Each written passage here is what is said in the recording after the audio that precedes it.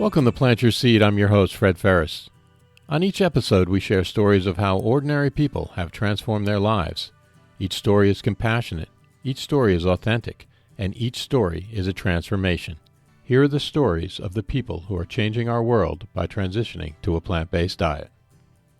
Today I share the story of Sammantha Fisher. Sammantha is a self-taught animal rights photographer. Her images have been published all over the world, and yet as a child who wouldn't eat meat, she was ridiculed and bullied. Here's Sammantha's transformative story. Today on Plant Your Seed, we have Sammantha Fisher. Sammantha is a self-taught, internationally published photographer. Her work showcases the emotional lives and vibrant personalities of animals from sanctuaries to slaughterhouses in hopes that viewers will consider a vegan lifestyle. Welcome, Sammantha. Thank you so much for having me. Thanks for being here. I'm so honored to have you on the show. It's fantastic. Your images are just unbelievable. Thank you. I really appreciate that, and likewise, I'm very honored to be here. Now, I've read that you were gifted a book on photography back around in college, and that helped create your passion for animal photography. What was the book, and how do you feel that it helped you create your passion? So the book is called We Animals, and it's by Joanne MacArthur. She's a Canadian photojournalist, and she photographs animals everywhere from zoos, slaughterhouses, testing facilities, anywhere where there's animals, she's there. And this book is it's heartbreaking. It's also heartwarming because she also documents animals at sanctuaries. And just seeing these images, I was looking at it wondering, how on earth does she do this work? Because it's just emotional looking at the photos. And she inspired me to go out and start taking photos at farms and anywhere where I could find animals. So how did you start? What gave you the courage to just kind of let go of everything else that you had learned? You graduated college, didn't you, with a criminal justice degree? Yes, I did. And I had always wanted to be a police officer, and that was my dream. And at the time in my life when I was given this book, I was really struggling. I had some health issues, and my whole world was turned upside down. And I felt like, although I always wanted to be a cop and help people, that by maybe doing this work with photography, I could help people in a different way. And it just took off from there. I never planned it. I never expected it to happen. Okay, so you have your camera and you start taking pictures there at the what was it, Woodstock Sanctuary? Yeah, Woodstock. Woodstock was the first sanctuary that I ever went on a tour and met the animals and photographed. But I actually started where I grew up. It's all farmland, and I just went to local farms, and on the side of the road, I started taking photos of animals. And then after that, when I went to Woodstock, then I made the connection, like, okay, I can do something with this and start taking photos of animals in happy places and share their stories and, everything that their species goes through, and try to enlighten people and educate them in that way. Do you think that the animals can sense that you're vegan and that they're more at ease with you? I mean, you get some amazing shots. Thank you. And I just look at them because I'm like everybody. You take a picture of your dog or whatever, and it never comes out nothing. It comes out nothing like what you're shooting. All your images are just beautiful. And I'm just trying to figure out what is it, do you think that it is that you do that speaks to the animals, that they can relax and just kind of be comfortable with you? Well, first, thank you so much. That's really, really nice. And I appreciate the kind words. I think, honestly, before I start taking photos, I always spend time with the animals, and I pet them, and I let them know, like, that they can trust me and that I'm not there to harm them. And like I always get emotional every time that I photograph animals because I just think of, if it's at a sanctuary, what they've been through and the fact that they will allow me to even just be in their presence and not be scared of me. It's an honor. So I take that time and then I try to get on their level. Sometimes people just pull out their camera and just start taking photos, without like thinking like, okay, maybe I should be like lower to the ground or like try to get a different perspective of them. Mm-hmm. Um, that's really what I do. I don't know. It just works out sometimes. Sometimes it's just luck and patience. Do you have a animal that you prefer to photograph that you feel most connected to, or you just Um, all of them are all equal? I mean, I love all animals, obviously, but I think my favorite animal to photograph are chickens. And a lot of people are shocked by that because most of my photos that I share are usually cows or pigs. Mm-hmm. And that's because a lot of people can connect with cows and pigs easier. And with chickens, I just think they're so beautiful. Like they all have these unique features and their feathers and the way the light hits them and just the colors of them. And I just love chickens and photographing them so much. You do this and you do it for free for the sanctuaries. Is that correct? I do, yes. And why is that important to you to do it for free for the sanctuaries?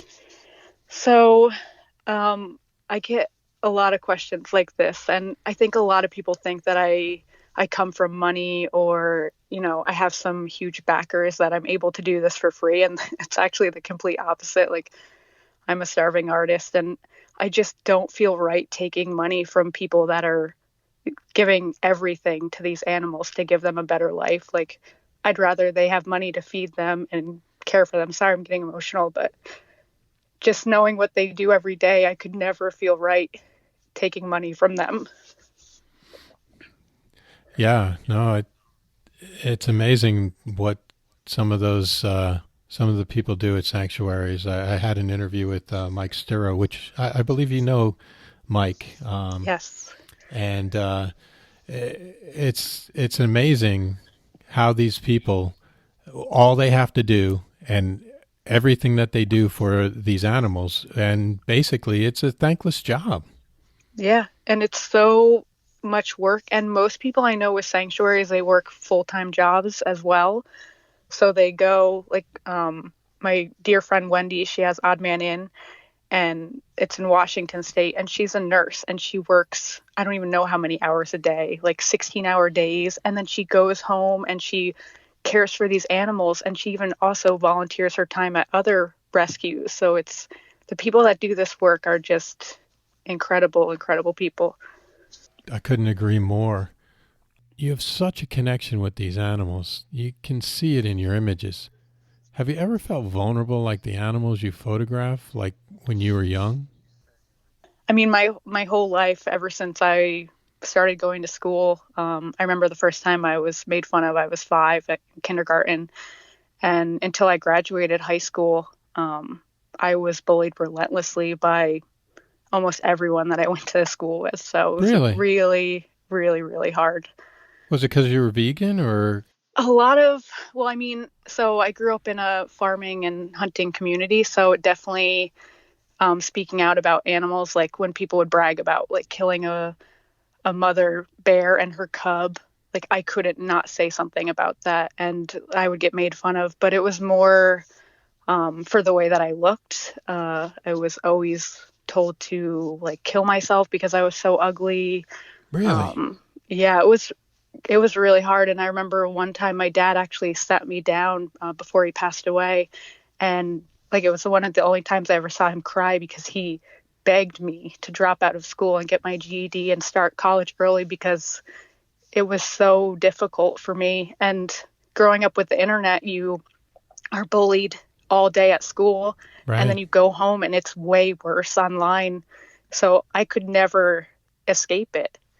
It was just really challenging. And when I look back, I can't believe that I am alive today. Wow. So, can you give me an example of some of the things that would happen? Um, well, I would have kids that would just scream, like this one kid would yell, like, "You're so effing ugly, kill yourself," like down the hallway. I go home on the internet, people would write that I was trash and that, I should be in the garbage. Wow. And that everyone would be better off if I was dead. They'd make fun of the way I look, like I had red hair and glasses. So I Huh. was tortured for that. Wow. I could just go on and on about, everything. And I remember every single thing that someone has said to me. And it's really hard to cope with sometimes. And it's definitely affected me as an adult.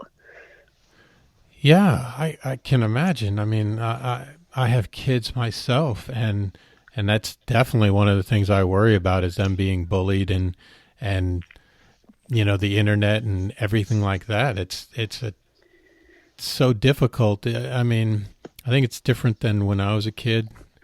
Mm-hmm. People, at least you could get away with it from going home. Now, did you do your GED and get out of school, or did you go through school?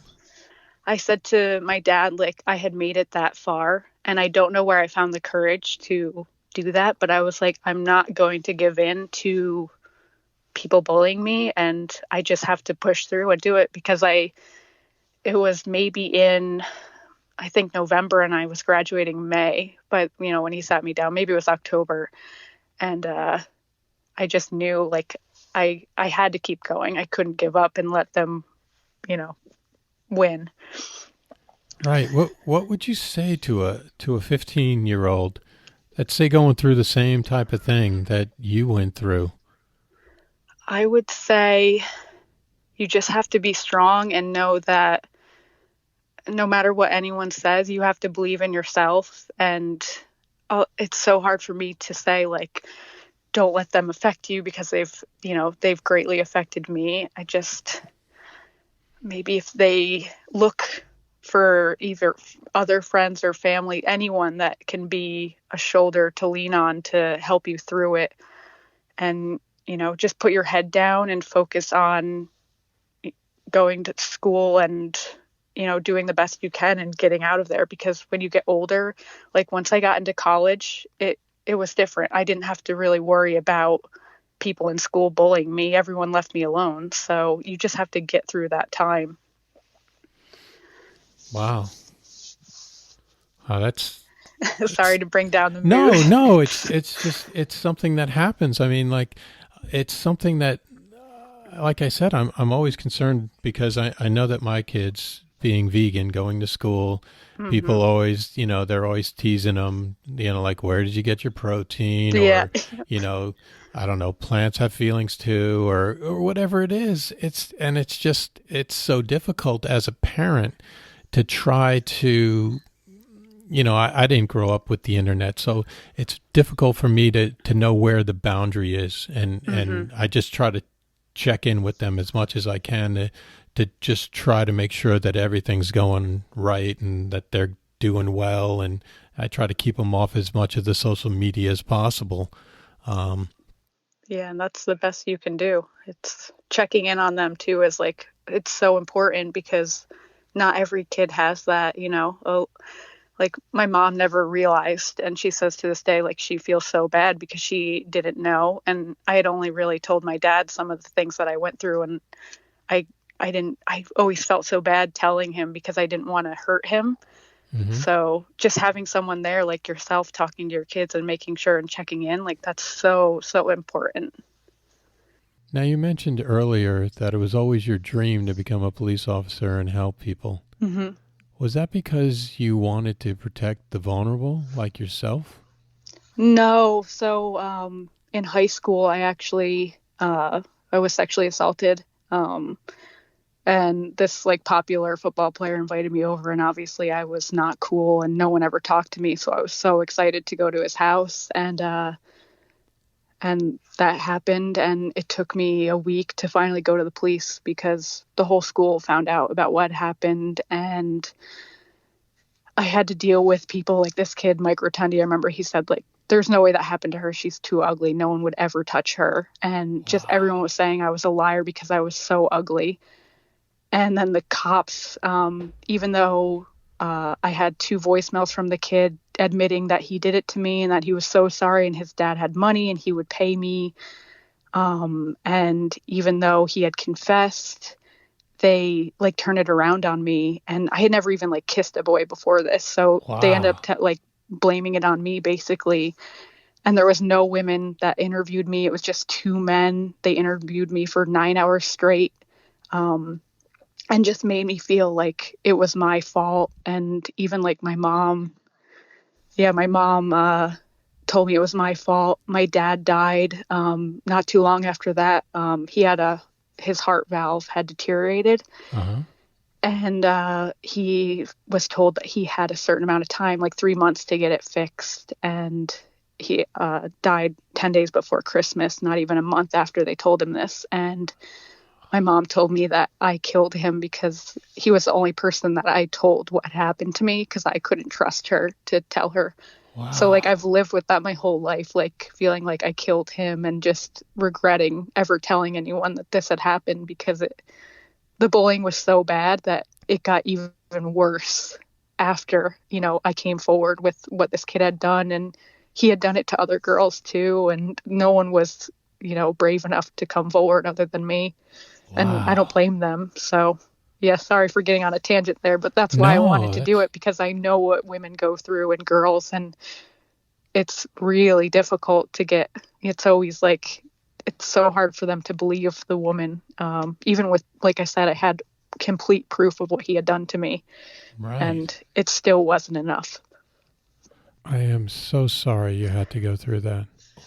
Yeah, so that's why I feel bad too, because I'm like, maybe I should do something still to help like people, that go through that. But eventually, one day maybe. Wow. Because, like I said, I got 3 girls. I worry about that all the time. Yeah, and you can never be like too safe with them. Like, it's just so scary because you never know. It's right.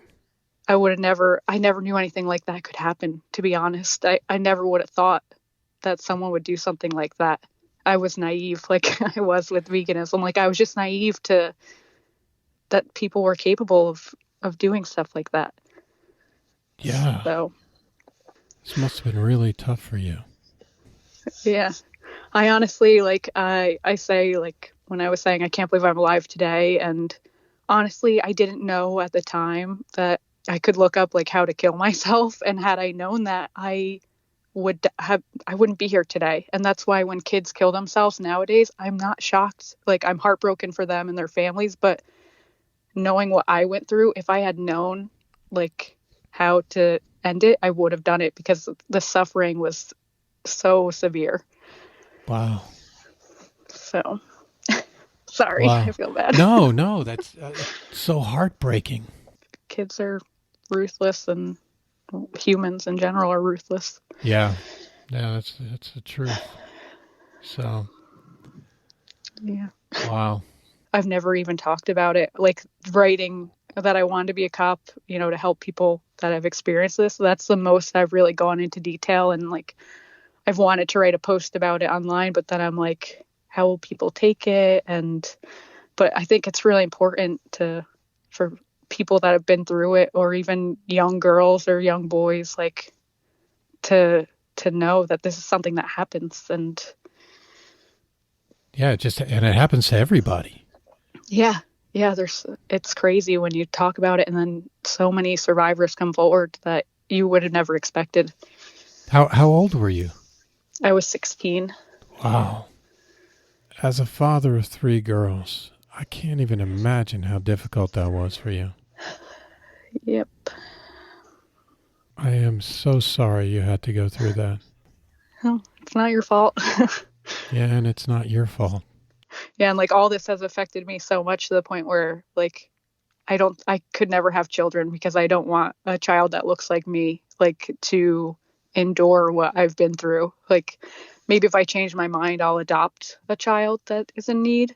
But I just can't see having a little me and then he coming home from school being bullied, and I don't think that I could handle that. Yeah, it's difficult when stuff happens to your kids, and Yeah, it's out of your control. yeah, like you just want to go and just like, I don't know, go to the parents' house and beat them up. I don't know. Yeah, you know what I mean? that's exactly how weird. I feel, and you can't. You just have to like.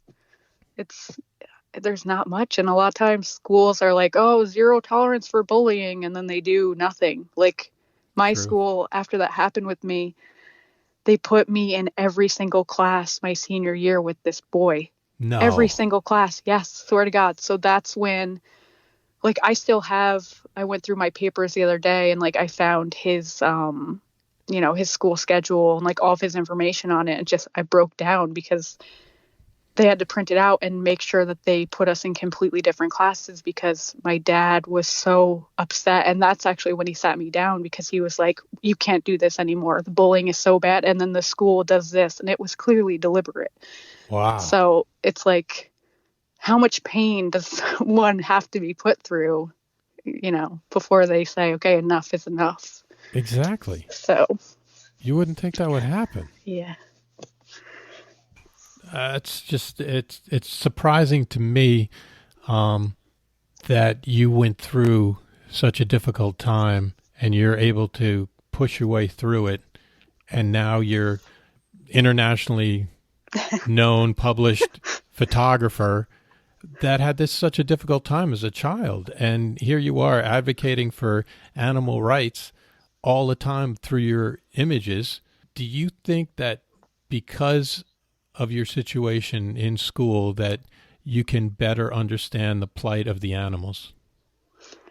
Absolutely.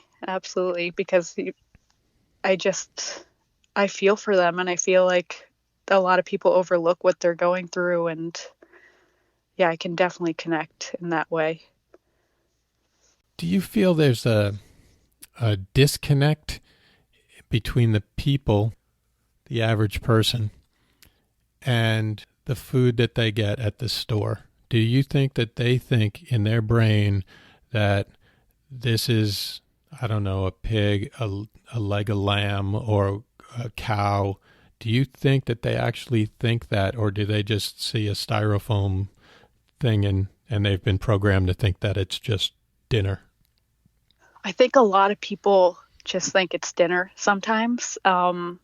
And a lot of times that's because they don't want to think further into it. I know a lot of people that if I try to talk to them, or if they ask me like, oh, why are you vegan, or, why don't you drink milk or any of that, and I try to explain to them, they go, oh, no, don't tell me. I don't want to know. Like, I just want to go to the store and buy my meat and eggs and milk, and I don't even want to think about where it came from and who suffered for it. So I definitely think a lot of people put that out of their mind, and they just pick it up and don't have a second thought about it. Why do you think that is? I think a lot of it is how we're raised. A lot of people think, oh, my parents raised me to eat this way, and their grandparents ate this way. And, you get people that say like, we've been eating meat since the dawn of time. And right. They just think it's natural. And to question it is to them being weird, and they don't want to be weird, I guess. Yeah, it's interesting that people are interested in thinking for themselves until it becomes a kind of a difficult choice, and then they don't want to hear it. Now, when did you become vegan? So I went vegan, I'd say it's been about 9 years. And before that, I had been vegetarian since I was a very young child. I think I was maybe 6 or 7 when I went vegetarian. Mm-hmm. And I had actually started asking my mom what we were eating, if it was an animal around. She said I was around 3 or 4 when that started happening, and she didn't know, about veganism or vegetarianism, so she wouldn't tell me. And I would say, like, I don't want to eat that if it's animals, because animals aren't my friends. Mm-hmm. And then I remember we went to Maine, to Bar Harbor for a vacation, and we went to this seafood restaurant, and we all had ordered lobsters, and we had our little bibs on, with the lobster on it. Yep. And I was all excited, to eat lobster. I didn't know what a lobster was. And they brought this lobster out and put it in front of me.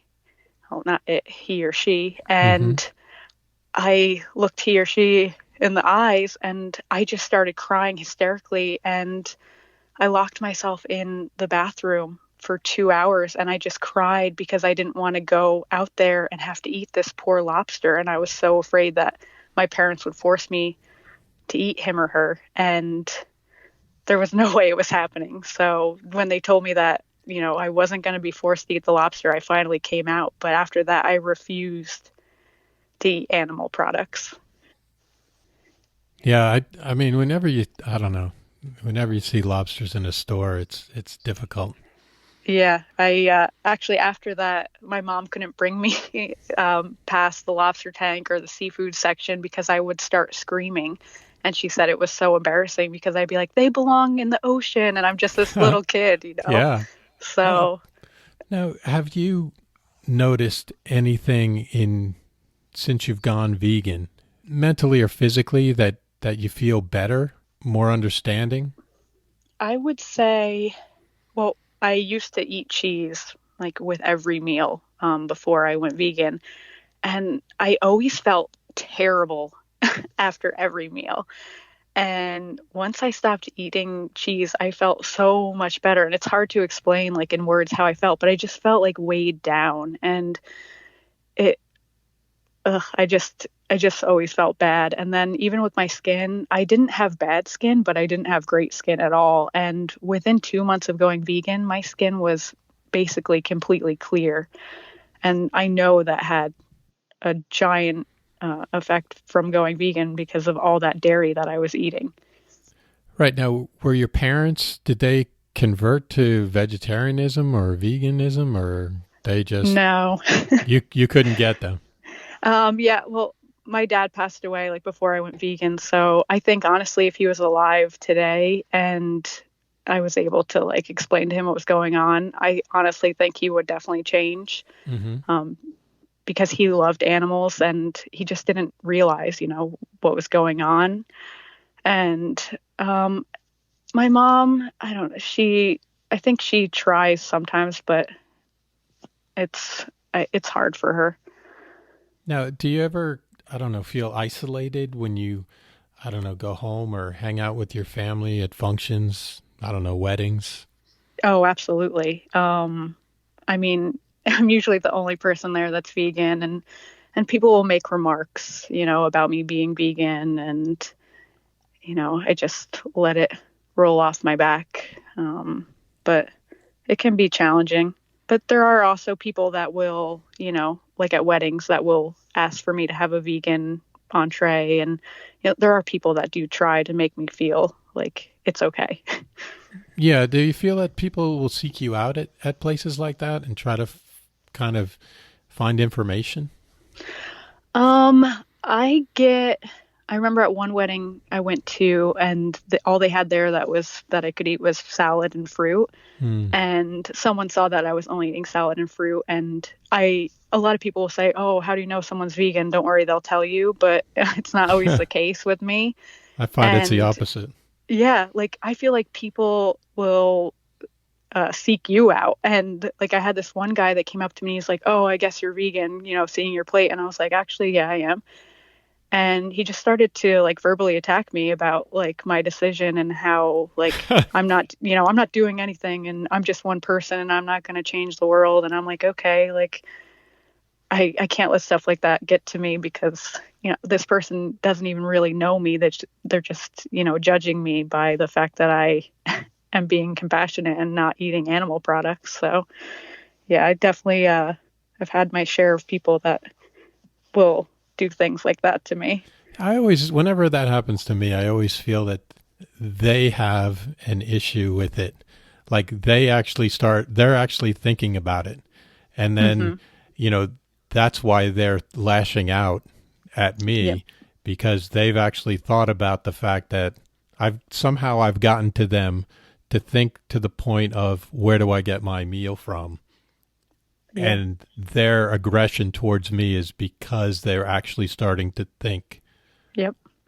Yeah, agreed. And it's almost like a guilt thing, I feel like. And I've had someone that did that to me and then they ended up going vegan and they're like, I'm so sorry. Like I felt guilty that I knew what was going on. I watched these documentaries or videos from slaughterhouses and I realized but I was being selfish and I just didn't want to give up, steak or cheese and then I finally did it and I feel terrible. So What do you hope to achieve with your photography?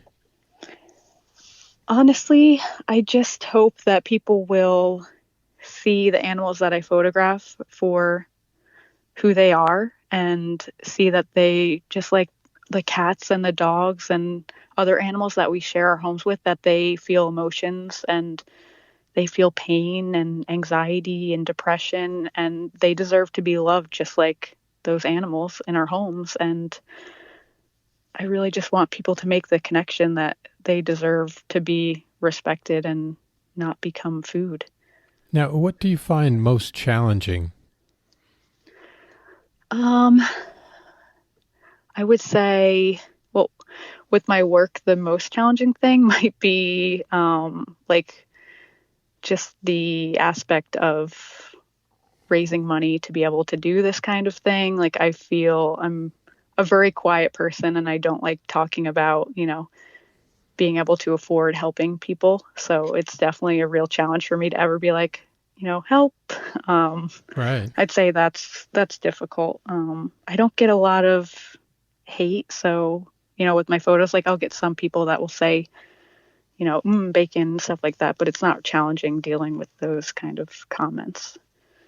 What are your plans for the future? I'm hoping to eventually release a coffee table book. That's my dream. And just, because I have so many images that I don't share online that I would love for people to see and to share with their family and friends, and for people to just be able to learn more about the animals and everything that they go through. After photographing some of the more difficult images, how do you kind of reboot yourself and stay inspired? Like if you go to a slaughterhouse or something to that effect. It's a real challenge, I won't lie. And I'm definitely, with what I've been through my whole life, like I'm definitely say I'm a sad person. Like I get depressed very easily. So, but I'm not afraid to cry and, get it out and then keep moving forward. So even though I'm hurting inside, I won't give up because I just can't give up on the animals. So that just gives me the push to keep going forward. Now, a lot of your images are from sanctuaries. Mm-hmm. Do you feel that the positive photo, I guess as opposed to a slaughterhouse photo, changes people more easily? I guess it's 50-50. So there's people out there that cannot look at slaughterhouse photos and cannot see the videos. It's too much for them and it's too overwhelming. And I totally understand that. So I think that for those people that can't and refuse to, when they see, a photo of a happy animal with a caption that will educate them on what the animals go through, say in like a slaughterhouse or at a farm, then they're more open to change. Where a lot of people will shut down when they see, a slaughterhouse photo and they say, I don't want to see anymore. I don't want to know anymore. Right. Now, you live around New Jersey, New York area. Is there any restaurants or places that you like to go to, either eat vegan or just kind of chill out? There's a restaurant in Denville. It's called Veggie Heaven. And it is the best vegan food I think I've ever had in my whole life. It's really amazing. Highly recommend it. Yeah, it's wow. so good. I'm definitely have to get down there and go You there. have to. They're wonton soup and they do it's chicken and broccoli. It's so good. It's everyone that I've ever brought there that's not vegan, they love it and they still go to this day. So I highly recommend it. Wow, that's high praise considering New York is relatively close. Yeah, I mean, in New York, I think there's a restaurant, it's called Honeybees, and it's like vegan barbecue, which honestly isn't my thing, but it's so good. They have like this macaroni and cheese dish, and oh, it's delicious. Now, do you feel that, like you travel a lot, do you feel that there are some countries that are more respectful to animals and animal photographers? I don't know. It's hard. I think a lot of people think in America that that it's better here, but it's really not the case. Right. I mean, I have been to other countries where the animals are living in like horrific conditions, but in America too, I've seen some really terrible things. I've had people kill animals right in front of me. When I was taking photos in Florida at this one dairy farm, and the guy came up next to me and shot this little calf right next to me, and said something like, "Oh, he's going in the freezer for dinner," and it was just really, really hard. So, wow, how did you deal with that? So with things like that, or even just going to auctions and seeing how animals are treated, it's like I find a different place in myself. So I'm a really emotional person. As you can hear, I've cried several times. But when I'm there, I'm not like this. I am stoic, and you just have to turn into someone else and pretend like it doesn't bother you, because you can't let people know, the work that you're doing. And why you're there. So I can't even explain it. It's like adrenaline, and you just know that you cannot cry and you cannot break. But when I get back to my car, I just lose it, because that whole day I have to pretend that it doesn't bother me. I can't imagine that happening in front of me and not just being stoic, and it's just part of your job. And yeah, I think a lot of people think that too. Like I said, when I looked at Joanne's book, We Animals, and I was like, how does she do this? And then I never understood, but when you're actually in that position, you find it within yourself to do it, because you're there to make a difference, and you have to just be strong.